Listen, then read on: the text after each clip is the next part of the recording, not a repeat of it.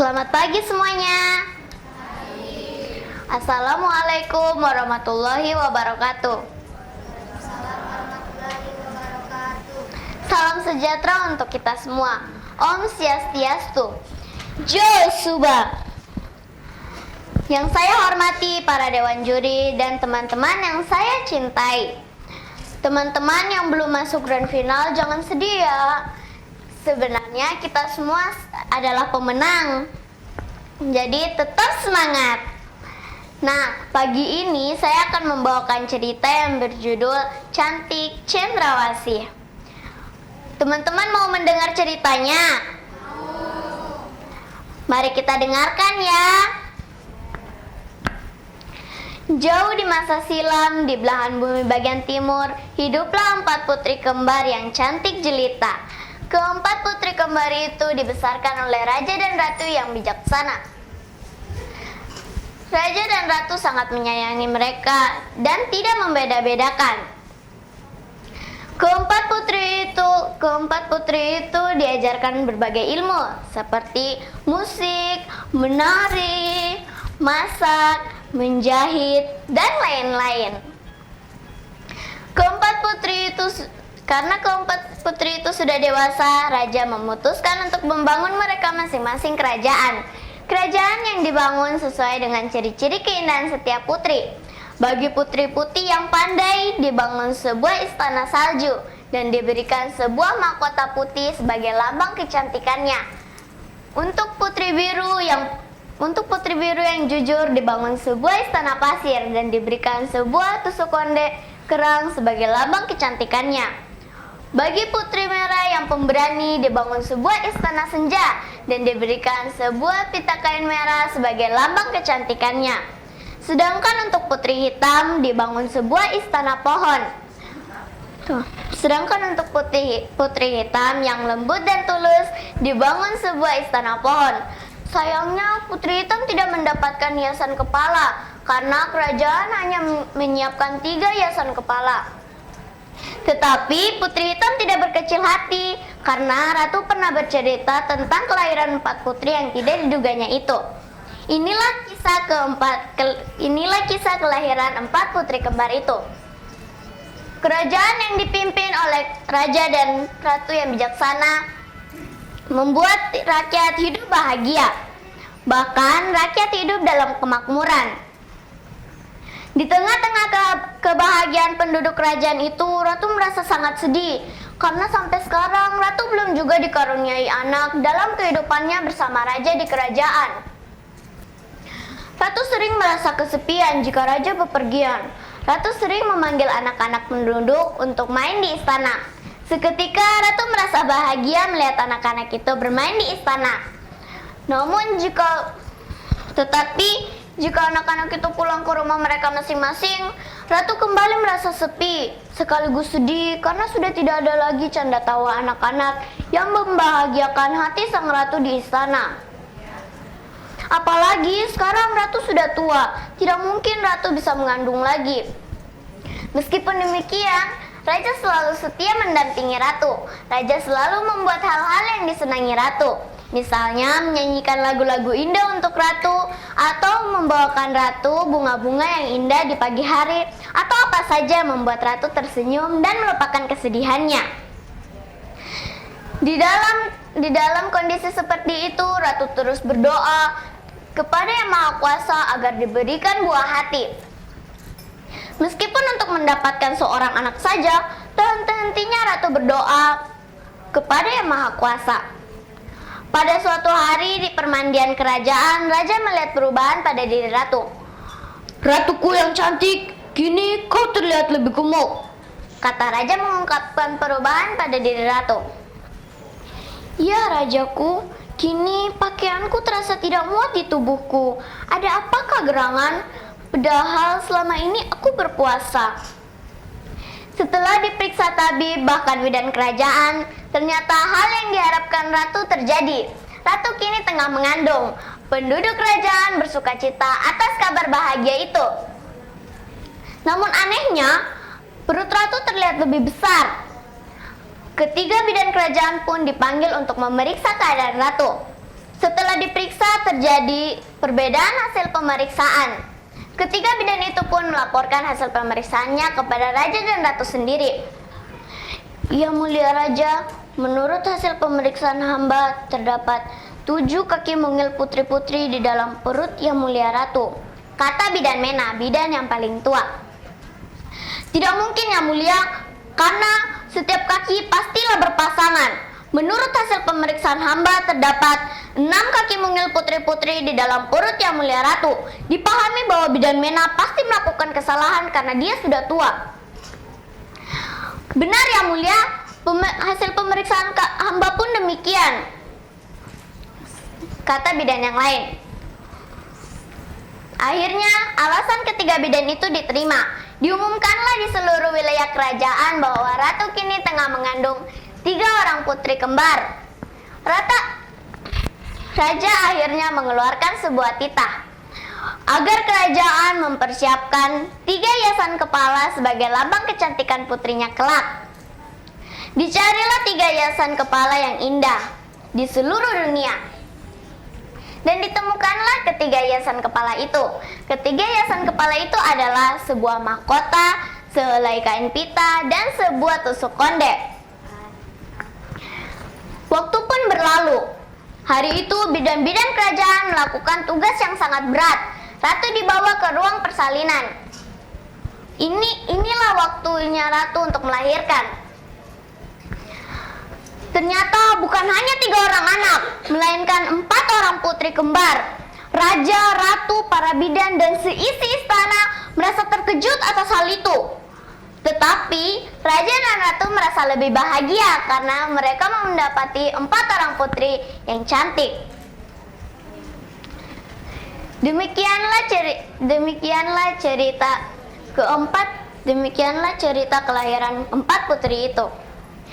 Buah tak jatuh jauh dari pohonnya. Kini keempat putri itu sudah tumbuh menjadi gadis-gadis yang memiliki paras yang elok.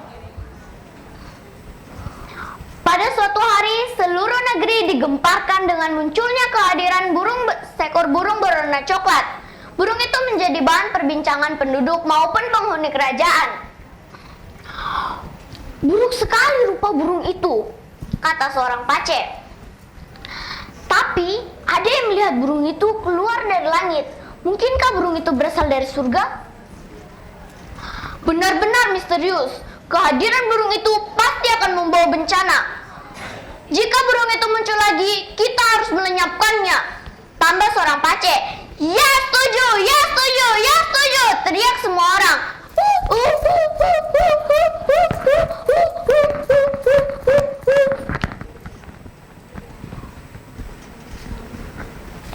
Isu pun disebarkan agar kehadiran burung itu ditolak. Kehadiran burung itu sebenarnya untuk mencari tempat tinggal yang layak untuknya di belahan bumi ini. Kehadiran burung yang dikira dari surga itu muncul pada waktu yang tertentu. Pada suatu hari yang cerah, burung itu muncul. Si coklat hilir mudik di atas 4 kerajaan.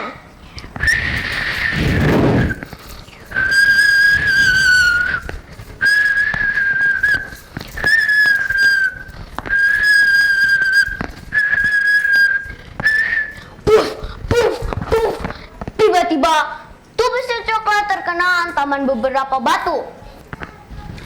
Shet! Disusul dengan sayatan anak panah yang disebut Jubi. Sayap si coklat sobek terkena Jubi. Tubuh si coklat terkena luka yang sangat parah. Darah bercucuran, sayapnya robek tak beraturan. Ia tak berdaya lagi, ia tak sanggup terbang lagi. Tetapi si coklat mengerahkan seluruh tenaganya untuk mencari tempat perlindungan.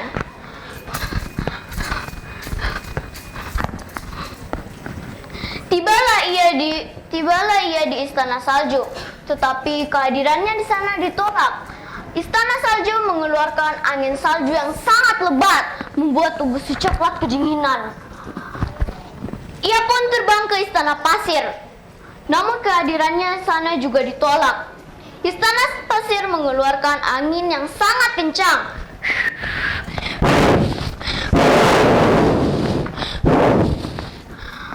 dan ombak yang sangat besar membuat tubuh si coklat terhempas tak berdaya. Namun dengan sisa tenaganya, ia terbang ke istana senja. Sama saja, di sana kehadirannya juga ditolak. Akhirnya tibalah si coklat di istana pohon. Terlihat di sana pemimpin pasukan dan pasukan-pasukan telah siap siaga. Pemanah-pemanah pilihan telah siap memanah. Si coklat sudah berada tepat di atas istana pohon. Prajurit, siap memanah! Terdengar suara pemimpin pasukan. Tunggu, hentikan, jangan panah burung itu. Biarkan ia masuk ke istana ini. Perintah Putri Hitam. Putri Hitam tersentuh hatinya melihat kondisi si coklat yang tak berdaya namun hendak diserang. Si coklat pun mengakhiri kepakan sayapnya di pelukan Putri Hitam. Sungguh malang nasibmu, kau tak seperti yang dikatakan orang-orang selama ini. Kau burung yang lembut, burung yang indah. Putri Hitam lalu mengobati dan merawat si coklat dengan sabar dan penuh ketulusan hati. Setelah si coklat pulih dari luka-lukanya, Putri Hitam mengajak si coklat untuk memeriksa pohon-pohon yang ada di kerajaan itu. Di tengah perjalanan, suara trompet kerajaan awan membahana di seluruh negeri. Semua orang terhentak. Teteret-tetet. Si coklat dengan panik berkata, "Oh, ini saatnya untuk aku harus pergi. Ya, aku harus pergi sebelum terlambat." Jangan pergi. Tunggu. Mengapa kau meninggalkanku? Apakah aku bukan sahabat yang baik untukmu? Dalam kesedihan Putri Hitam karena ditinggal sahabatnya, bunyi trompet kerajaan awan semakin dekat dan semakin jelas. Teteretetet. Ada pula utusan kerajaan awan yang membaca undangan pesta. Pangeran Awan mengundang putri-putri kerajaan di seluruh negeri untuk hadir di kerajaan Awan. Barang siapa yang tiba di pintu gerbang istana dengan mengenakan hiasan kepala, maka ia akan dijadikan pendamping hidup bagi Pangeran Awan. Tak lama kemudian, utusan kerajaan Awan pun berlalu. Undangan itu disebarluaskan ke seluruh kerajaan tanpa satu kerajaan pun yang terlewati. Semua putri yang mendengar undangan itu merasa bahagia. Setiap putri berharap agar bisa menjadi pendamping pangeran yang terkenal itu. Semua orang tahu bahwa Pangeran Awan sangatlah tampan. Bukan saja itu, Pangeran Awan juga pintar dan memiliki sikap yang memesona dan penuh karisma. Sungguh tiada duanya. Kini telah tiba waktunya, hari yang dinanti-nantikan. Hari itu semua putri berdandan dengan cantik. Terlihat setiap putri-putri kerajaan menggunakan hiasan kepalanya. Wah, semuanya terlihat cantik. Semua putri menggunakan kereta kerajaannya untuk hadir di pesta akbar itu. Semua putri telah ada. Mereka masih berada di luar tembok istana awan. Suasana menjadi gaduh. Mereka bertanya antara satu dengan yang lain. Bagaimana kita bisa masuk ke istana ini? Di sini tidak ada jalan. Lihat, istana ini dikelilingi dengan jurang yang sangat dalam. Bahkan tiupan angin di jurang itu sangatlah kencang. Tidak mungkin kita bisa masuk ke istana ini. Sangat mustahil. Putri Merah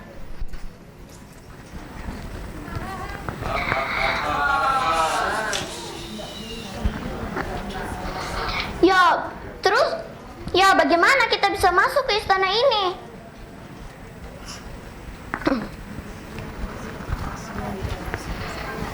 Tiba-tiba terdengar suara dari kerajaan awan. Menyeberanglah melalui benang ini. Terhubunglah tepi jurang di mana para putri berdiri dengan pintu gerbang istana oleh seutas benang. Awalnya para putri ragu, tapi akhirnya mereka memberanikan diri untuk menyeberangi benang itu.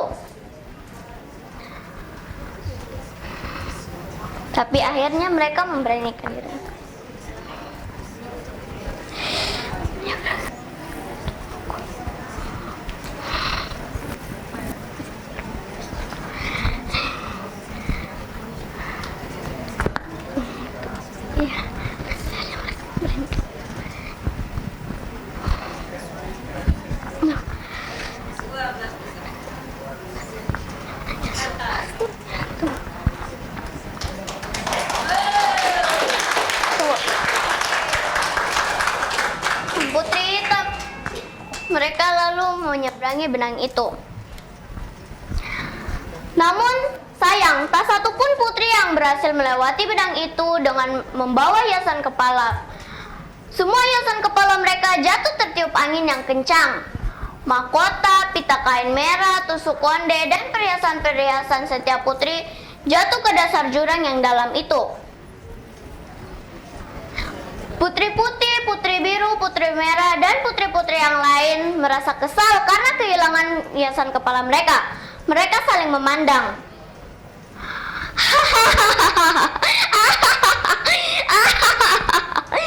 Tak satu pun di antara kita yang memiliki hiasan rambut.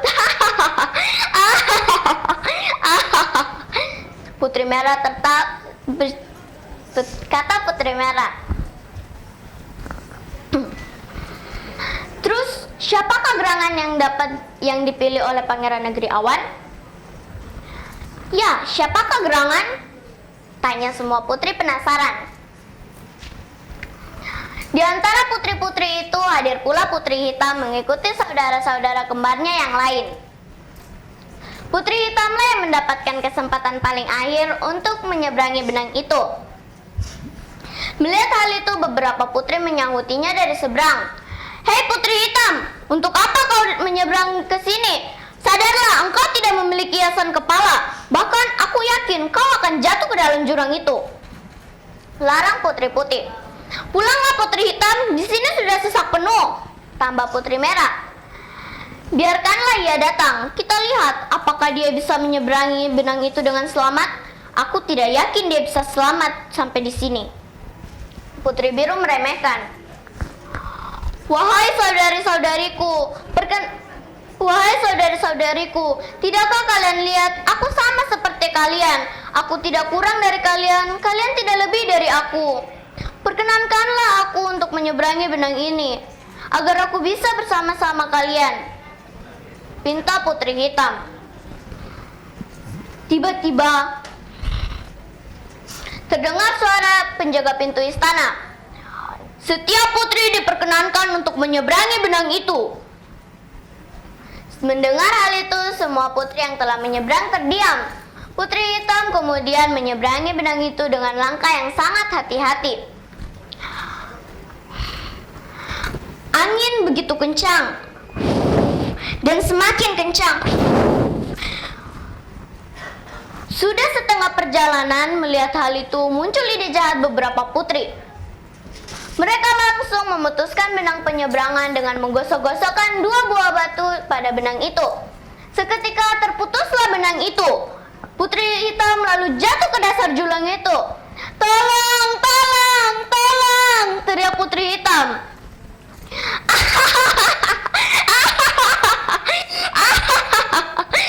Semua melihat kejadian itu, semua putri tertawa terbahak-bahak. "Tolong!" Putri Hitam terus berharap. Tiba-tiba langit terbuka. Dari langit muncul seekor burung berwarna coklat. Burung itu bercahaya seperti emas. Burung itu lalu menangkap kepala Putri Hitam. Dengan kepakan sayapnya, ia membawa Putri Hitam menuju ke pintu gerbang istana. Semua orang terkesima. "Hei, aku baru pernah melihat burung seindah itu," kata Putri Putih. "Ya, burung itu indah sekali. Mungkinkah burung itu berasal dari surga?" Putri Merah. "Ya, burung itu indah sekali. Pasti burung itu berasal dari surga." Putri Merah mengakuinya. "Aku ingin memilikinya," tambah Putri Biru. Semua mata tertuju pada Putri Hitam dan burung itu.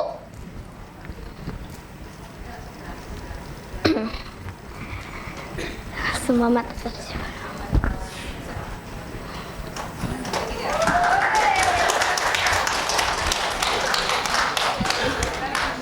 Semua tertuju pada Putri Hitam.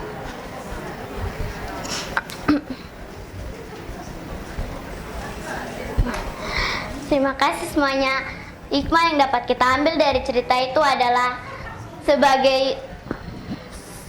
bagi seluruh anak Indonesia, khususnya putri-putri Indonesia, yakinlah bahwa Tuhan telah mempersiapkan masa depan yang indah sejak kita berada dalam kandungan ibu.